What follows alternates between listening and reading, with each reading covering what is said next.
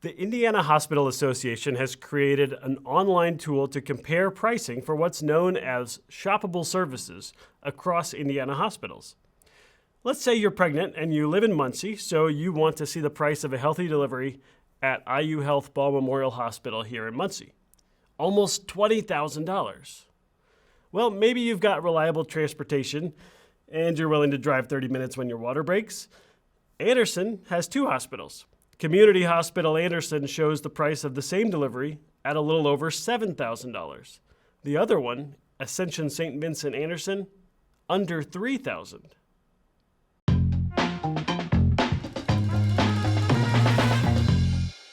Health is Wealth is presented by Meridian Health Services, with support from Lifestream Services.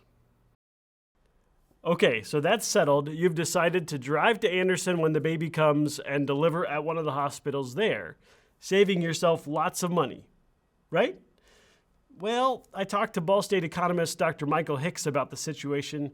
He says it's not that simple. You could plan on having your child in a less expensive facility. That would drive down prices at Ball, that competition. But IU Health has bought out the OBGYN service, and they're not going to refer that patient to another competing hospital. And so what you end up with here in East Central Indiana and the Muncie area is a perfect monopoly. It's the textbook definition of a monopoly, which is there's a single provider of hospital services and very few independent providers for outpatient services, very little competition as well. No chance cards or Scotty Dog tokens here. But just like your family Monopoly games, we do have some heated arguments. First, a little background. Under the Affordable Care Act, Indiana is divided into 17 geographic rating areas.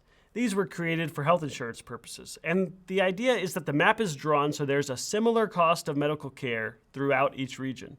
Here in East Central Indiana, the 5 counties in Region 8 contain 3 hospitals: Indiana University Health Ball Memorial Hospital, Indiana University Health Blackford Hospital, and Indiana University Health Jay Hospital.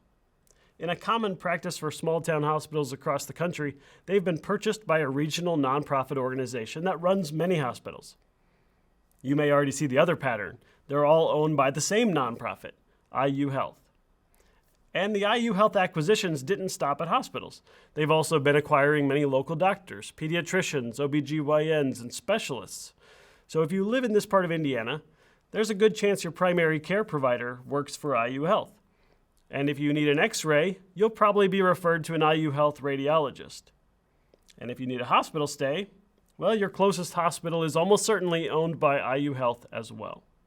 Michael Hicks says this level of monopolization limits access to health care in 3 distinct ways. One is that they're known for reducing services. They've just announced closing a big portion of services at Blackford Hospital because it wasn't profitable enough. Their hospital has been profitable for 10 years. It's just not profitable enough, which is the type of thing that a venture capitalist would do, not a not-for-profit that's following the spirit of the law. Specifically, the services they're no longer providing are inpatient and emergency department services. A spokesperson for IU Health told us Blackford Hospital reported a deficit in 2022 of $3.2 million, and that only 22% of the county's residents actually stayed in the county for inpatient care. They said, quote, "Adjusting the services available at IU Health Blackford will help protect its long-term health and allow it to continue to serve the community." Whichever way you frame it, the result, though, is the same. If you live in Hartford City, inpatient and emergency services are now 30 minutes away in Portland or Muncie. Now, back to Michael Hicks. He says the second way this monopolization hurts the community is that it drives prices up. IU Health denies this, saying, quote, "Ball Hospital is not a monopoly and does not exercise monopoly power. In fact, Ball Hospital is a price taker, meaning the amount it is reimbursed is dictated by government payer sources on more than 77% of its patient services." If you've ever paid a medical bill, you probably already know healthcare pricing can be complicated. Earlier, we talked about the difference in price for moms delivering their babies in Muncie versus Anderson. That online tool shows the average gross charge amount for a procedure, the sticker price, in other words. But that's not the amount the procedure actually cost the hospital, nor is it what the hospital will actually get paid. Medicare or Medicaid will reimburse the hospital for much less than the sticker price, and even private insurance will pay a negotiated contract price that's less than that. The spokesperson for IU Health said, because of this, I shouldn't even be using the data from that price comparison tool. But again, that tool is made by the Indiana Hospital Association. That leads into the next problem, which is the profitability of these monopolists also exacerbates access by reducing economic performance in the region. You might have noticed he's been using words like profitability. And you may be thinking, isn't IU Health a nonprofit organization? Well, yes. Indiana University Health was formed as a nonprofit corporation in 1997. But to really understand the way the healthcare industry has changed, we need to go back to the founding of Ball Memorial Hospital in Muncie. When Edmund B. Ball died in 1925, the co-founder of the Ball glass manufacturing business left $3.3 million in his estate to create the Ball Brothers Foundation, and with it, the construction of Ball Memorial Hospital. In June 1927, a group of men in suits and hats gathered in an open field for the hospital's groundbreaking. It opened 2 years later with 142 patient beds and 18 bassinets. Back in the late 19th century and early 20th century, nonprofit hospitals sprang up all over the country, built as a community service like Ball Memorial Hospital, or often affiliated with a faith tradition, such as Jewish, Methodist, or Catholic hospitals. So they weren't taxed because they were there to have a public good.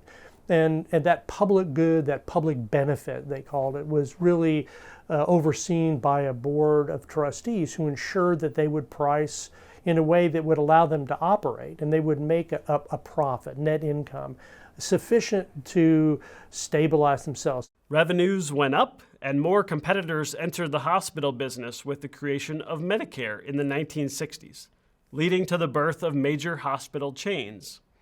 And over the decades since, more and more small community hospitals have been purchased by those chains.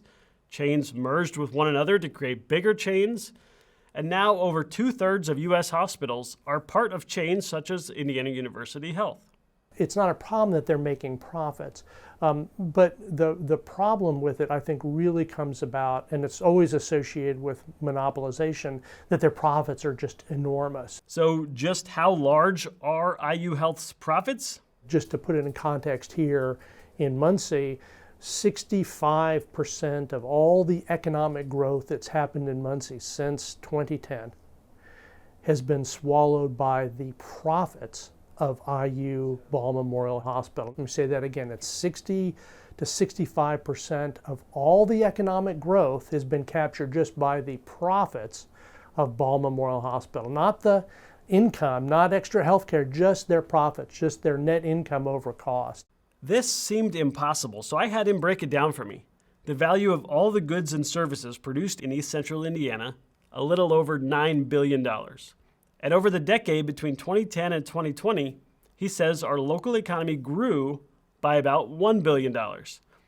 The net income minus costs for the hospital, again, not the whole IU Health system, just Ball Memorial Hospital, have been about $640 million over those 10 years, based on public 990 forms IU Health submitted to the IRS.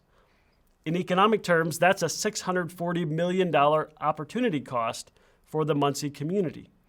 In other words, how could the Muncie community look different if that much money had stayed in residents' pockets through lower health care prices? Or if a large chunk of it had been invested in public health care funding? Last year, the Indiana Governor's Public Health Commission released a report which called for increasing public health funding by $36 per person annually statewide. Multiply that by about 6.8 million people, and that's an increase of $240 million statewide. It's a big number, but it's also smaller than any single year of IU Health's profit the past decade. After a couple hours talking to Michael Hicks, I asked him where things are moving in a positive direction, and he pointed to exactly this: Indiana's investment in public health services. I think it has to be public spending because the private sector is not shown willingness to come in and pick it up. It's not a big piece of money, and I think in the long run it saves taxpayer dollars. So a dollar spent on wellness today is going to save $3, $4, $5 down the road, and so it's really a good investment. I'm pleased with the governor's commission. I'm pleased with the governor doing what he did. I'm very pleased that it had broad support across Indiana, and I think that's the way we're going to see some improvements down the road. Wellness is a good investment, both economically for our state and our communities, and for us as individuals doing the hard work of creating healthier habits. If you found this topic as interesting as I did, like this video and share it with someone else who will too. In the next episode of Health is Wealth, I explore a simple question with a complicated answer. What determines how healthy you are? Thanks for watching. I'll see you next time.